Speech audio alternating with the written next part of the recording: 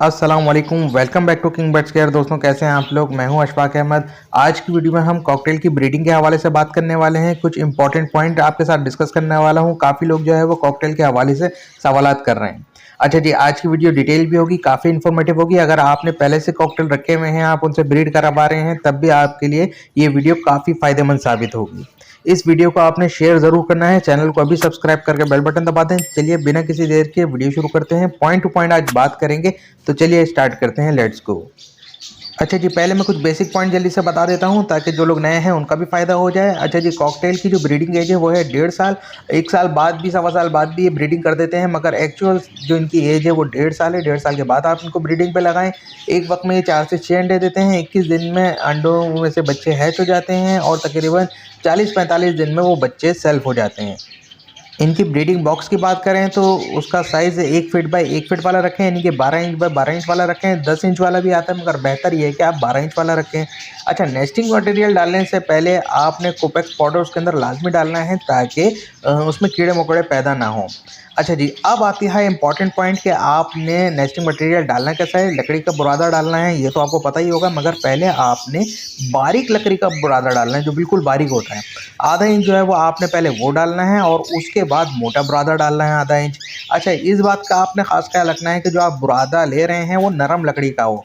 बास टाइम जो सख्त लकड़ी का बुरादा होता है उसमें नोके फांसे वगैरह होती हैं, जिसकी वजह से अंडे जो है वो ख़राब हो सकते हैं।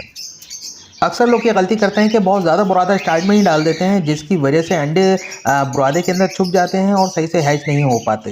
तो हमने यहाँ पर आधा इंच बारीक, आधा इंच मोटा लिया, यानी कि 1 इंच बुरादे की हमने लेयर लगाई है।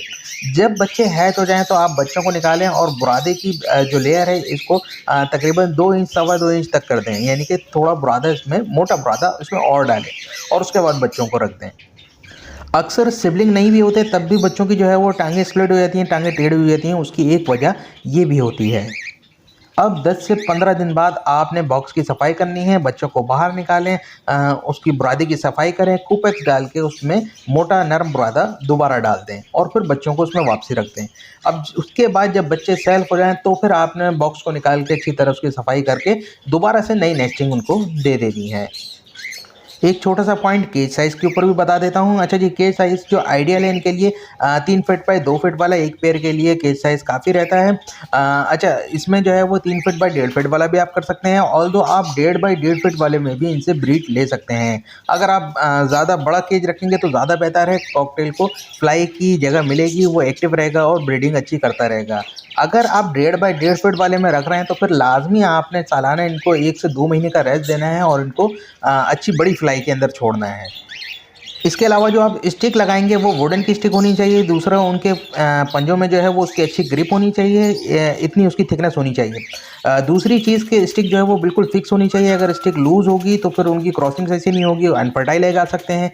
तीसरी चीज़ कि पॉट के ऊपर, यानी कि खाने के और दाने के जो बर्तन हैं पानी और दाने के, उसके ऊपर स्टिक ना लगाएं, वरना वो ड्रॉपिंग करते हैं तो वो दाना और पानी जो है वो ख़राब हो जाता है। चौथी चीज़, अक्सर ऐसे किए जाते हैं जिनकी ट्रे जो है वो केज के नीचे लगती है, सारा कचरा जो है वो ट्रे के अंदर आ जाता है। तो वो ट्रे जो है वो इनके लिए ज़्यादा बेहतर रहती है, क्योंकि अक्सर होता है कि जो नीचे दाना वगैरह गिर जाता है, कचरा गिर जाता है, वो भी खाना शुरू कर देते हैं, जिसकी वजह से इनका हाजमा जो है वो ख़राब हो जाता है और बर्ड्स बीमारी की तरफ आ जाते हैं। अब आप इनसे केज बाय केज ब्रीड लें या कॉलोनी में ब्रीड लें, दोनों में ही अच्छी ब्रीड करते हैं। कॉलोनी के अंदर आपने एक चीज़ का ख़ास ख्याल रखना है कि जो दाने के बर्तन हैं वो आपने एक्सेस देने हैं। इसी तरह सॉफ्ट फूड के बर्तन भी एक्सेस देने हैं।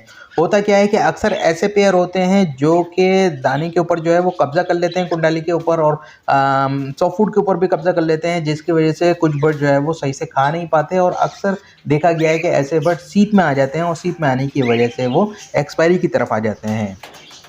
इन सारी चीज़ों से पहले आपने एक और चीज़ का ख़्याल रखना है, जेंडर कंफर्म करना है सबसे पहले। अक्सर लोग जो है वो मेल मेल लगा देते हैं या फीमेल फीमेल लगा देते हैं, जिसकी वजह से उनका टाइम काफ़ी ज़ाया हो जाता है।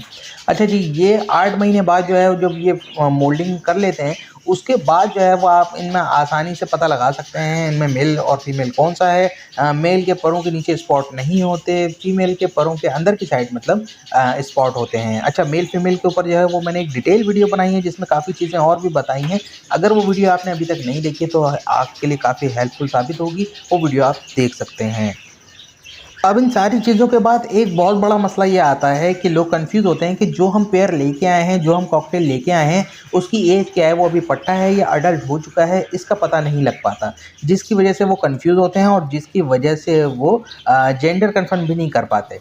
अब इसके ऊपर जो है ना, मैंने एक डिटेल वीडियो बनाई हुई है जिसके अंदर आप कुछ सिनेरियो ऐसे हैं जिससे आप अंदाज़ा आराम से लगा सकते हैं कि आपके कॉकटेल की एज कितनी है।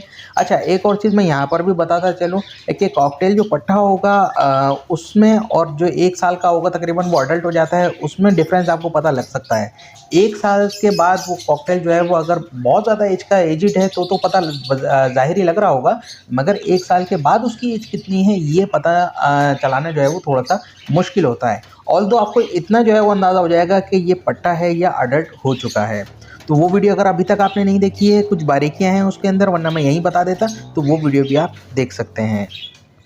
अच्छा, एक चीज़ का तो आपने ख़्याल रखना है कि आपने कभी भी सिबलिंग को आपस में नहीं लगाना है, यानी कि एक ही पेरेंट्स के बच्चों को आपस में पेयर नहीं करना है, जिसकी वजह से रिज़ल्ट जो है वो आपका अच्छा नहीं आता, प्रोग्रेस आपके पास अच्छी नहीं आती। अच्छा, इसके अलावा आपने सारी चीज़ें देख ली, अब भी जो है वो कॉकटेल ने ब्रीडिंग कर दी, बच्चे हैच कर दिए, मगर फिर भी बच्चे बच नहीं पा रहे, बच्चे एक्सपायर हो रहे हैं। अब उसके 2-3 रीज़न होते हैं, मेन मैं आपको बता देता हूँ। अब आपने एक चीज़ का ख़ास ख़्याल रखना है कि कॉकटेल की जो ब्रीडिंग टाइम होता है, यानी कि अंडे देने के बाद से लेके जब तक बच्चे सेल्फ नहीं हो जाते, जब तक इनकी सीड मिक्स चेंज होती है, अलग सीड मिक्स इनको दी जाती है। जो बाज़ार में मार्केट में मिलती है वो आप चला सकते हैं, किसी भी एज के कॉकटेल को चला सकते हैं, मगर ब्रीडिंग के टाइम में जो है वो इनकी सीड मिक्स चेंज हो जाती है। वो भी मैं अभी आपको बताता हूँ क्या चेंज करना है आपने। अच्छा, इसके अलावा सॉफ्ट फूड के बगैर कॉकटेल नहीं चलते। सॉफ्ट फूड आपने पहले से ही इनको देना शुरू करना है, वरना जब बच्चे हैच हो गए और तब आप सॉफ्ट फूड देंगे तो वो सॉफ्ट फूड की आदत ही नहीं है उनको, वो उठाएँगे नहीं तो भराएँगे नहीं, जिसकी वजह से बच्चे एक्सपायर होंगे। तो आपने पहले से ही वो सॉफ्ट फूड उनको देना शुरू करना है। सॉफ्ट फूड देने का तरीका ये है कि अगर कॉकटेल नहीं खाता सॉफ्ट फूड आपका बिल्कुल ही, तो फिर आपने रात में जो है वो दाने के बर्तन निकाल लिए, सुबह जो है वो आपने इनको सॉफ्ट फूड दिया, 2 घंटे बाद आप दाने के बर्तन वापसी लगा दें, तो आहिस्ता-आहिस्ता वो सॉफ्ट फूड के आदी हो जाएँगे, खाना शुरू हो जाएँगे। सॉफ्ट फूड के अंदर आप उनको मुख्तलिफ़ चीज़ें दे सकते हैं। सॉफ्ट फूड के ऊपर वैसे भी चैनल के ऊपर काफ़ी वीडियोज़ हैं, फिर भी मैं बता देता हूँ। आप मूँग की दाल अनाज दे सकते हैं, यानी कि मूँग की दाल, चने की दाल, गंदम, चावल, मकई, ये सारी चीज़ें आप बॉयल करके क्रश करके दे सकते हैं, या 24 घंटे इसको भिगा के भी दे सकते हैं। इसके अलावा स्प्राउट हो गए, और भी चीज़ें हो गई आप दे सकते हैं। वेजिटेबल्स आप दे सकते हैं, जो सीज़न की वेजिटेबल्स हों वो दे सकते हैं। इसके अलावा ग्रीन फूड आप दे सकते हैं, जिसमें लहसुन, मेथी वगैरह जो है वो हफ्ते में 1 दफ़ा, पालक भी आप थोड़ी सी मकदार में हफ्ते में 1 दफ़ा दे सकते हैं। ये सारी चीज़ें हैं सॉफ्ट फूड जो आप अपने कॉकटेल को दे सकते हैं। अच्छा जी, अब मैं आपको वो मिक्स सीड बता देता हूँ जो आपने ब्रीडिंग टाइम में देनी है। बहुत ही सिंपल है, आपने जो नॉर्मल आप मिक्स सीड दे रहे हैं उनमें अपनी सीड बना रहे हैं या बाज़ार से ले रहे हैं, उसमें आपने सनफ्लावर, जई, खुरतुम, भंग और सरसों, इन चीज़ों को हटा देना है। और आसानी के लिए बता देता हूँ मैं, फॉर एग्ज़ाम्पल आपने 2 किलो मोटी कंगनी ली, सवा किलो जो है वो बारीक कंगनी ली, 1 किलो आपने बारीक बाजरा लिया, 1 पाव जो है या आधा पाव आप उसके अंदर कनेरी शामिल कर लीजिए। सर्दियाँ हैं तो आप थोड़ा-सा बढ़ा सकते हैं, वरना गर्मियों के अंदर आधा पाव या उससे थोड़ा-सा कम लगा सकते हैं आप। और आधा किलो जो है वो आपने इसके अंदर लाल कंगनी मोटी वाली ऐड कर देनी है। ये सारी चीज़ें मिक्स करके आप जब इन्होंने एग लेइंग करे, जब से लेके जब बच्चे सेल्फ हो जाते हैं, जब तक यही मिक्स फीड आप चलाते रहें, बाकी सॉफ्ट फूड वगैरह चलाते रहें, आपके बच्चे इंशाल्लाह सेहतियाब निकलेंगे। अच्छा, दूसरी चीज़ के चिक की केयर के ऊपर, यानी कि कॉकटेल के बच्चों की केयर किस तरह कर सकते हैं आप, किस तरह उनको मरने से बचा सकते हैं और क्या-क्या रीज़न होते हैं कॉकटेल के बच्चों के मरने के, उसके ऊपर भी मैं एक डिटेल वीडियो बना चुका हूँ। अगर आपने नहीं देखी है अभी तक तो आप देख सकते हैं, वो भी काफ़ी हेल्पफुल साबित होगी आपके लिए। अच्छा, एक और बहुत ही इम्पॉर्टेंट पॉइंट है जो मैं शुरू में डिस्कस करना आपसे रह गया है। जब भी आप कॉकटेल लाते हैं, चाहे आप कॉलोनी में डाल रहे हैं या फिर केज बाय केज सेटअप में डाल रहे हैं, तो जब भी आप कॉकटेल लाते हैं उनको ब्रीडिंग पे डालते हैं, जिस तरह हम बॉक्स के अंदर कुपेक्स डालते हैं और उसके बाद नेस्टिंग मटेरियल डालते हैं, इसी तरह आपने कॉकटेल को भी माइट्स के लिए स्प्रे करना होता है। अगर उनमें माइट्स हों, चाहे आप बाहर से ला रहे हैं या अपने पास ही आपने पट्टे तैयार करें, अगर उनमें माइट्स होंगे तो फिर वो ब्रीडिंग की तरफ लेट आएँगे या फिर उनको परेशानी होगी, क्योंकि माइट्स उनको परेशान करते रहेंगे। माइट बारीक-बारीक कीड़े होते हैं, उनके परों में हो जाते हैं, अक्सर आपने देखे होंगे। अच्छा, माइट्स के ऊपर जो है वो मैं एक बहुत ही डिटेल और बहुत ही अच्छी वीडियो बना चुका हूँ, जिसके अंदर मैंने लाइव डेमो भी आपको करके दिखाया है, स्प्रे करके दिखाया है और माइट निकलते हुए भी दिखाए हैं।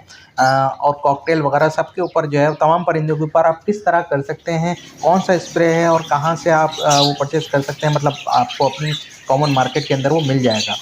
तो वो आप वीडियो लाज़मी देखें अगर आप बाहर से परचेज़ कर रहे हैं तो। अगर आपको पता है कि आपके अपने घर के ही पट्टे आपने तैयार करे हैं और उनमें माइट वगैरह नहीं है, तो फिर इतना ख़ास इश्यू नहीं है। फिर भी एहतियातन आप कर दें तो ज़्यादा अच्छा रहेगा। मुझे उम्मीद है कि आज की वीडियो आपको पसंद आई होगी। वीडियो पसंद आए तो लाइक ज़रूर कीजिएगा। कमेंट करके मुझे बताइएगा। अगर आपके साथ कोई भी इशू आ रहा है तो आप कमेंट में पूछ सकते हैं। एज़ सून एज़ पॉसिबल मैं उसका रिप्लाई देने की पूरी कोशिश करूँगा। अच्छा जी, अभी इस वीडियो को शेयर ज़रूर करना है आपने, क्योंकि बहुत से लोग जो है वो सवालात कर रहे हैं, इश्यूज़ आ रहे हैं, जिसकी वजह से ही मैंने ये वीडियो बनाई है। और चैनल को अभी सब्सक्राइब कर दें। इसी तरह की इन्फॉर्मेटिव वीडियो मुख्तलिफ बर्ड्स के हवाले से आप लोगों के लिए लाता रहता हूँ। नेक्स्ट वीडियो में दोबारा मिलते हैं। अपना और अपने बर्ड्स का बहुत ख्याल रखिएगा। Take care.